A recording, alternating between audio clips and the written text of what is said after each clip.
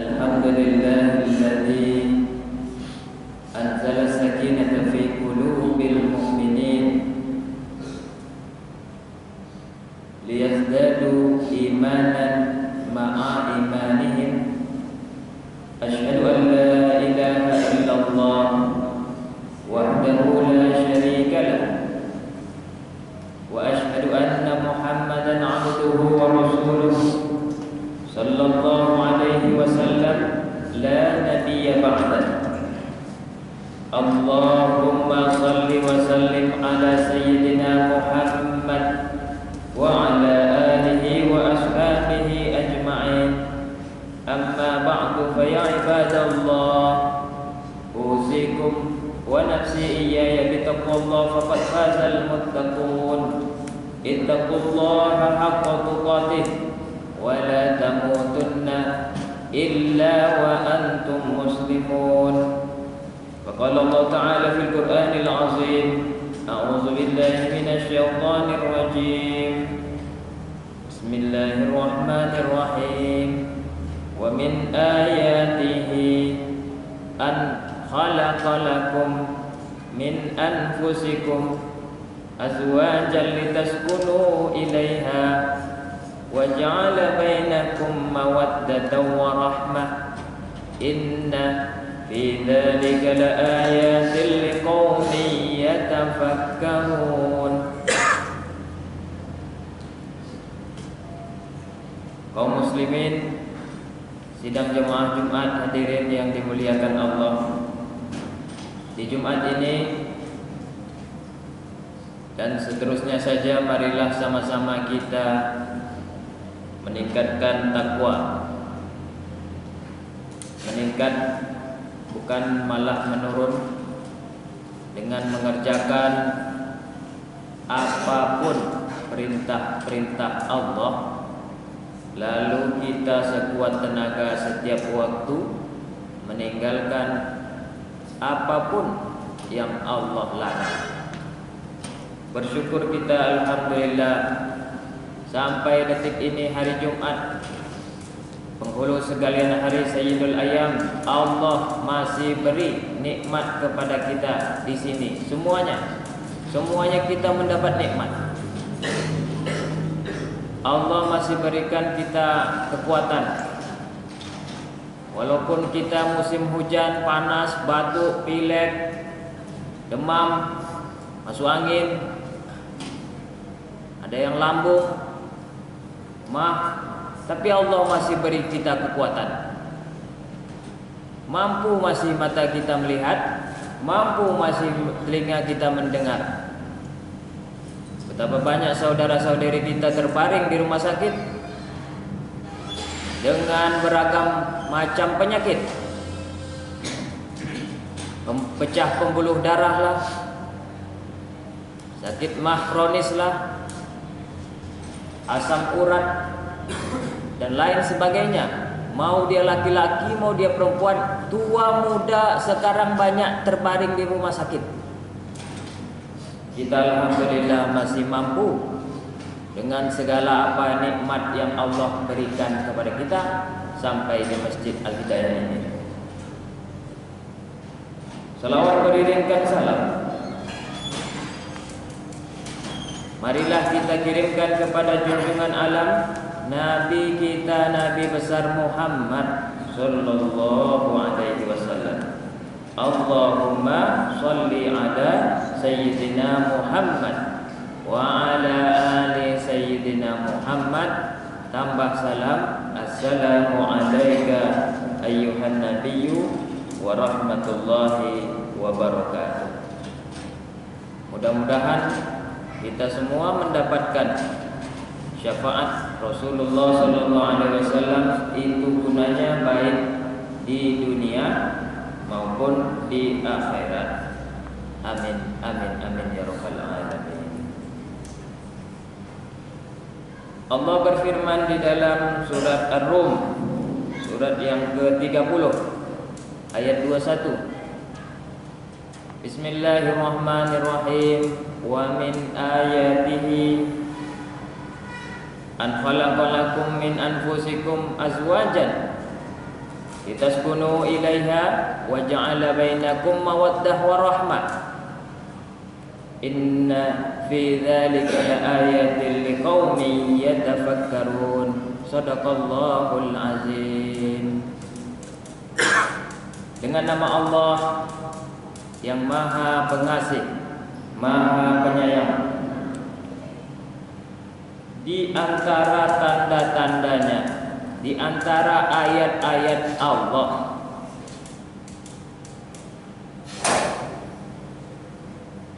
kalau diawali dengan ini, biasanya ini penting. Wa min ayatihi, di antara tanda-tandanya Allah, berarti Allah akan menunjukkan instruksi, arahan setelah dia mengatakan di antara tanda-tanda atau ayat-ayatnya. Apa itu? An khalaqalakum. Allah telah menciptakan bagimu min anfusikum, dari dirimu sendiri, azwajan, pasangan-pasangan, istri-istri, litaskunu ilaiha, agar kamu itu nyaman dengannya, wa ja'ala bainakum mawaddah wa rahmah, lalu Allah menjadikan di antara kalian berdua, di antara kamu itu ada rasa cinta, ada rasa rahmat, kasih dan sayang. Inna fi dzalika, sesungguhnya yang demikian itu, la ayatil liqaumin yatafakkarun, betul-betul terdapat tanda-tanda bagi siapa yang berfikir. Oleh karena itu, laki-laki yang hidup mestinya mencari pasangannya tatkala nanti dia sudah cukup usianya, cukup kematangannya. Ada kadang usianya sudah 30, 40 masih juga manja, cengeng. Cukup pengetahuan dalam membina rumah tangga, dan lebih-lebih juga cukup mapan. Artinya dia kalau tidak memiliki pekerjaan tetap, tapi dia terus bekerja. Makanya bagus kalau anak itu dia manja, dinikahkan aja, supaya dia punya tanggung jawab. Nanti dia udah berpikir istrinya mau makan apa hari ini, keluar dia dari rumah. Yang biasanya di rumah main game, uang dari ibunya, uang dari ayahnya. Nanti kan nikah, tentu dia memiliki ada rasa tanggung jawab. Mau tidak mau dia jadi pahlawan, hero. Keluar dari rumah, belum dapat kerja pun dia keluar. Minimal dia menghindari pusing kalau dia melihat istrinya lagi cerewet kepada dirinya. Tentu otaknya pun laki-laki itu berpikir, mau cari kerja apa hari ini, mau dapat duit dari mana hari ini. Lalu dia berusaha lah terus. Dan kalau dia pun berusaha dengan maksimal, berserah diri kepada Allah, bismillah tawakkaltu 'alallah, ya Allah, aku betul-betul ingin menjadi seseorang laki-laki yang bertanggung jawab. Aku tidak mau dikata-katain orang, kata-katain istriku. Aku bekerja dan serahkan diriku kepadamu, ya Allah. Tidak ada daya dan upaya kecuali datangnya dari Allah. Lalu dia teringatlah hadis Nabi Muhammad SAW. Barang siapa yang keluar atau berserah diri kepada Allah dengan sungguh-sungguh, berserah diri, akan Allah kasih dia rezeki sebagaimana Allah memberi rezeki kepada burung yang pergi pagi dalam keadaan perut kosong. sorenya sudah dalam keadaan perut kenyang. Burung saja yang tidak punya pikiran, tidak punya kreativitas, tidak punya energi seperti kita manusia yang hebat ini bisa kenyang dalam keadaan perut kosong pergi paginya. Apalagi kita laki-laki. Ini perlu ditanamkan kepada setiap insan yang akan jadi kepala keluarga. Bagaimana caranya membangun keluarga sakinah, mawaddah, warahmah? Ya, kita juga sering banyak mendengarkan istri dan suami kelahi, bapak dan ibu berantem, suami pergi kerja, ibu shopping, anak dicuekin, jadi broken home. Ini keluarga apa? Duit sudah ada, rumah sudah ada, pembantu punya, tapi kok begini? Mana sakinah, mana mawaddah, mana rahmah? Maka dalam tempo yang singkat ini kita akan membahas bagaimana membangun keluarga yang sakinah. Pertama, tentu dari dalam diri kita masing-masing dengan memperbaiki niat. Niat pernikahan dulu itu untuk apa? Kita mencari wanita itu untuk apa? Untuk supaya kita dibilang orang sudah nikah, untuk dibilang orang sudah dapat istri yang cantik, untuk lepas pertanyaan dari orang, dan nikah belum? Apa itu saja? Luruskan niat kita, karena pernikahan itu adalah yang mulia. Untuk itu pernikahan pada hakikatnya untuk menjaga manusia agar terhindar dari berbagai macam perkara yang haram. Tentulah laki-laki punya syahwat, supaya syahwatnya itu tidak kemana-mana, tidak ke hotel, tidak ke sana, tidak ke sini. Disuruh, diperintahkan Allah lah, hei laki-laki, menikahlah dengan wanita. Syahwatmu, kebunmu, itulah wanitamu. Dalam hadis Rasul menyebutkan bahwa sebab pertolongan Allah salah satunya adalah pernikahan yang terjaga. 3 hal yang menyebabkan datang pertolongan Allah. 1, orang-orang yang berjuang di jalan Allah. Itu Nabi Muhammad kalau perang itu kadang-kadang senjata tidak lengkap. Mereka bukan tentara yang terlatih, melawan kadang-kadang tentara yang terlatih Romawi, Persia dengan senjata lengkap, baju perang yang oke, tapi seringkali Islam itu menang. Kenapa? Datangnya pertolongan Allah oleh karena kita berjuang jihadnya di jalan Allah. Kalau Nabi Muhammad itu untuk keuntungan dirinya saja atau untuk keuntungan orang Arab saja, udah dari dulu kalah perang, kalah terus mungkin. Senjatanya nggak lengkap.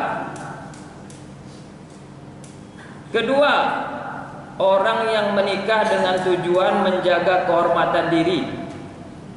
Ini termasuk tadi. Kalau dia niatnya, ya Allah, daripada saya menonton film porno terus, ya Allah, daripada menengok paha wanita lewat terus, ya Allah, daripada saya, tolonglah kasih saya rezeki, berikan saya jodoh. Saya tahu saya ini adalah manusia yang terburu-buru, maka berikanlah segera mungkin ya Allah jodoh saya. Dengan begitu saya terhormat di mata Engkau, tidak lagi berbuat maksiat, dan bisa menyalurkan hasrat nafsu saya kepada yang tepat. Ini akan Allah tolong. Kalau ini caranya, pikirannya akan Allah carikan. Kehormatan dirinya yang ingin ia jaga. Ya Allah, saya malu, saya udah 30, 40, belum juga dapat istri. Apa kata orang, banyak cibiran. Engkau Maha Pengasih Penyayang, berikanlah hamba-hambamu yang wanita kepadaku. Tolonglah jaga kehormatan diriku. Allah akan carikan nanti. Allah tolong nantinya, Allah beri nantinya. Dan ingat, wanita lebih banyak daripada laki-laki. Jangan takut. Ada yang pesimis kadang-kadang laki-laki, oh saya dah cari sana sini tidak dapat juga jodoh saya. Bukan tidak dapat, kadang-kadang banyak kali pilihannya, terlalu banyak kali pilihan, harus begitu, harus begini, harus begina. Tidak dapatlah kawan tuh. Coba kamu ikhlas ya, dapat itu, insya Allah saya bisalah menutupi kekurangannya. Dapat nanti tuh. Ketiga, orang yang mencatat agar dapat melaksanakannya. Dia punya tujuan, kemudian dia laksanakan. Dicatatnya keinginannya bulan ini, saya bulan ini insya Allah saya mau sedekah kepada fakir miskin. Dicatatnya jumlahnya adalah 1 juta. Itu insya Allah Allah tolong. Walaupun kita kesusahan dalam bensin naik ini, tidak ada tuh bensin naik itu kalau Allah pengen untuk menjadikan kita itu berhati mulia, tidak ada tuh. Bensin naik ini kan cuman akal-akalan manusiawi, duniawi. Tapi Allah tidak perlu pakai akal-akalan manusia. Sudah banyak buktinya Allah tuh hebat daripada kerajaan-kerajaan. Allah lebih hebat daripada kerajaan Namrud. Allah lebih hebat daripada kerajaan Fir'aun. Mana ada pemerintah bisa mengalahkan Allah? Makanya kalau kita mencatat keinginan hati kita yang mulia, Allah berikan. 3 tahun lagi saya ingin ke tanah suci. Catat.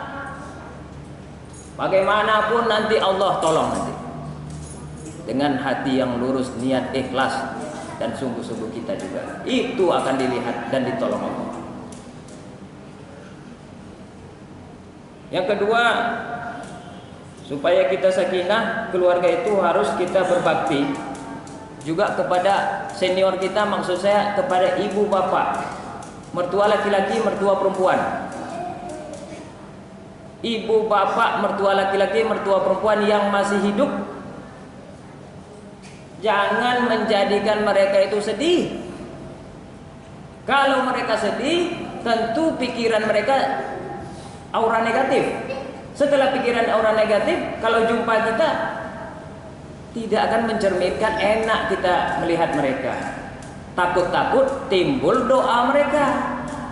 Ini payah lagi jadinya kita hidup.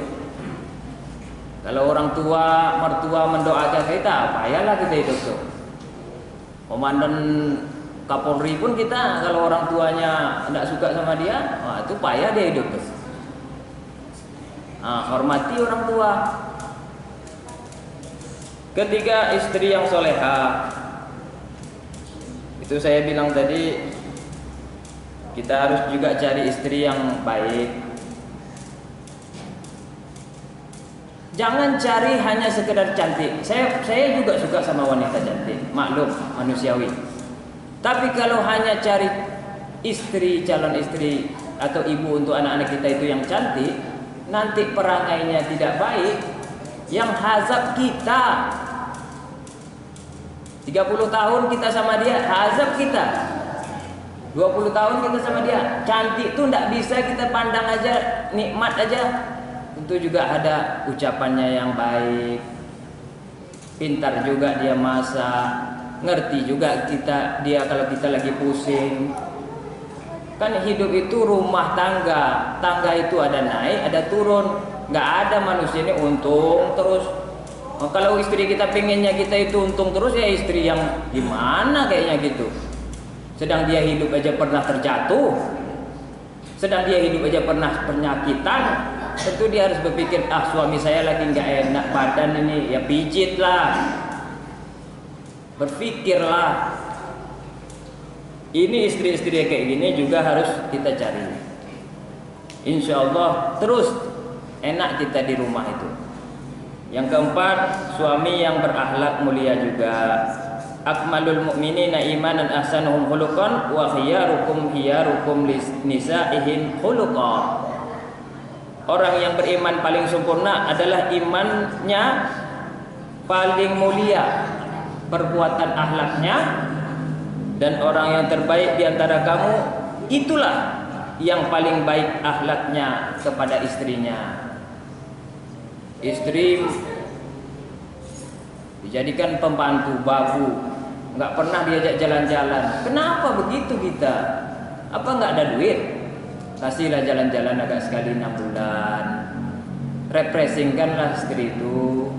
Dia juga pusing nengok dapur, kasur, anak, kelakuan kita, dan banyak hal lagi. Dinding-dinding rumah itu saja dilihatnya. Kasih dia jalan-jalan. Itulah suami yang berakhlak mulia sebetulnya. Dan yang terakhir tentulah anak yang soleh.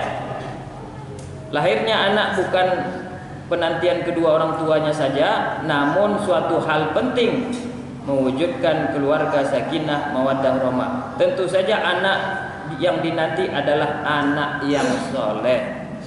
Namun demikian, bagaimana kesalehan seorang anak, ia tidak akan dapat menebus kebaikan dan kasih sayang orang tuanya. Sebagaimana hadis Rasul, tidak akan cukup bakti dan kebaikan anak yang hendak mengganti kebaikan kasih sayang kedua orang tuanya, sehingga ia mendapati orang tuanya itu menjadi seorang budak, lalu ia membeli dan membebaskannya. Kesusahan orang tuanya itu betul-betul bisa diselesaikannya. Nah, itu mungkin baru pas imbang dengan kebaikan orang tua, ayah dan ibu kita kepada kita.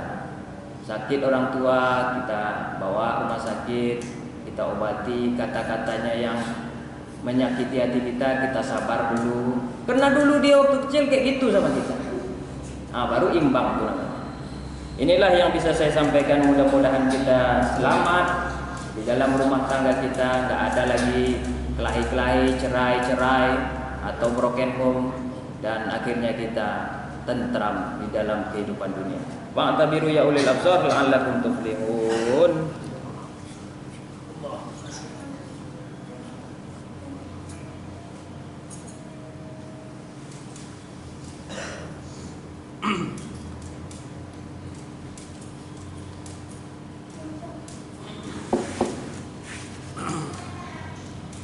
Alhamdulillah.